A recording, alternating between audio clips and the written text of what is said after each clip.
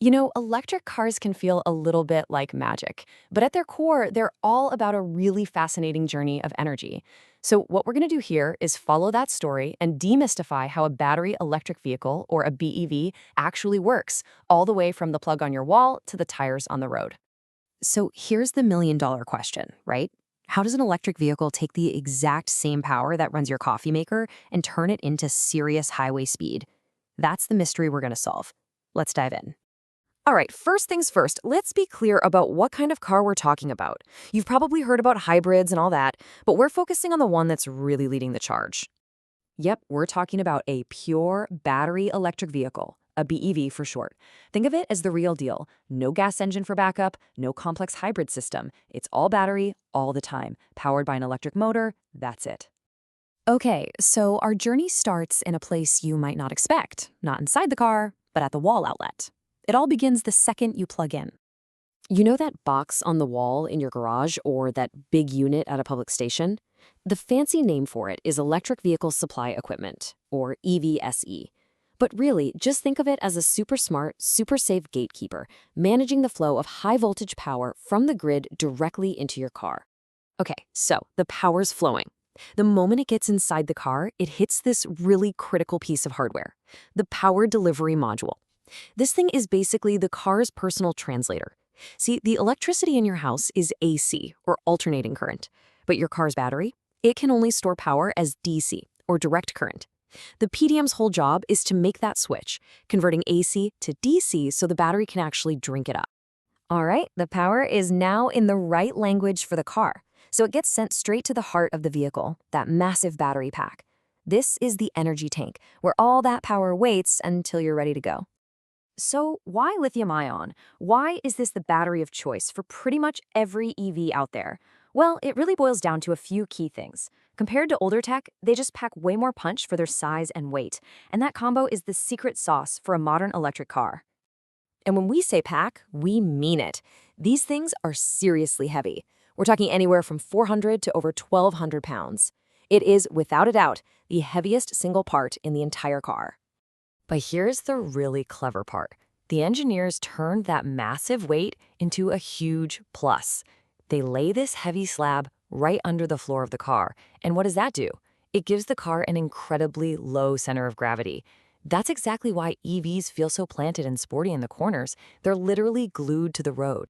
Now, if you were to crack open one of these battery packs, you'd find the cells inside come in two main shapes. Some car makers use these flat, rectangular pouches, kind of like stacking slices of bread, to cram as much energy in as possible. Others go for thousands of small cylindrical cells, like bigger versions of the AA batteries you have at home. The little gaps between them can actually help with cooling. But of course, these batteries aren't perfect. They're a bit like Goldilocks. They really don't like it when it's too hot or too cold. If they get too hot, they can lose their charge way too fast, which is why most EVs have sophisticated liquid cooling systems. And on the flip side, in freezing weather, you can't just slam them with a fast charge right away. It could damage them. So the car has to gently warm the battery up first, which is why charging can sometimes feel a bit slower in the winter. Okay, so the battery is full, it's happy, it's at the right temperature. Now for the fun part, turning all that stored juice into actual speed. This is how we get that power to the pavement. And it all happens in the blink of an eye. It's basically a 5-step chain reaction. First, the battery pushes out that DC power we stored. But wait, the motor needs AC, right? So an inverter flips it back to AC.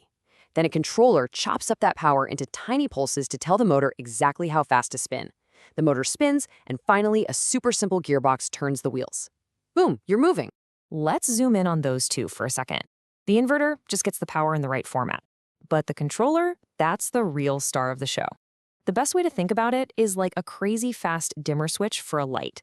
By flicking the power on and off thousands of times a second, it precisely controls how much energy gets to the motor. The more on time, the faster you go. And the motors themselves, well, they come in a couple of different flavors. Performance-focused cars often use what's called an AC induction motor, great for massive power at high speeds. Your more everyday commuter cars often use an AC synchronous motor. These are super efficient in stop-and-go traffic and, get this, they deliver maximum torque the instant you touch the pedal. That's where that signature EV jump off the line comes from. And that motor connects to one of the biggest reasons EVs feel so incredibly smooth. Most of them have just one gear, A typical ratio is something like 9.7 to 1. That means the motor is spinning nearly 10 times for every single time the wheels go around. Because these electric motors can spin at insane speeds, you just don't need gears. And no shifting means perfectly smooth, uninterrupted acceleration. But what about slowing down? What happens when you lift your foot off the go pedal? This is where EVs have a brilliant trick up their sleeve, something a gas car just can't do: regenerative braking. Okay, so think about it. When you're accelerating, power flows in one direction, from the battery to the motor, making you go. Simple. But the second you lift off that pedal, the entire system flips in reverse. Now the car's own momentum is forcing the wheels to turn, and the wheels are forcing the motor to spin. That motor instantly becomes a generator. It starts creating electricity and sends that power right back into the battery to be used again.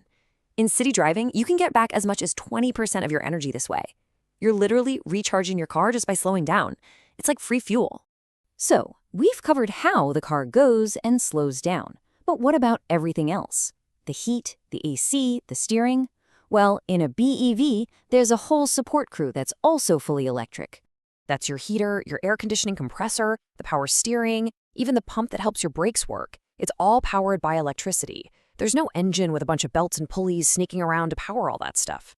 And that mechanical simplicity is a huge reason why EVs often need way less maintenance. Now you might be thinking, doesn't running all that stuff drain the main battery and kill my range? And you'd be right. Which is why, and this might surprise you, most EVs also have a second, much smaller battery, a good old-fashioned 12-volt, just like in a gas car.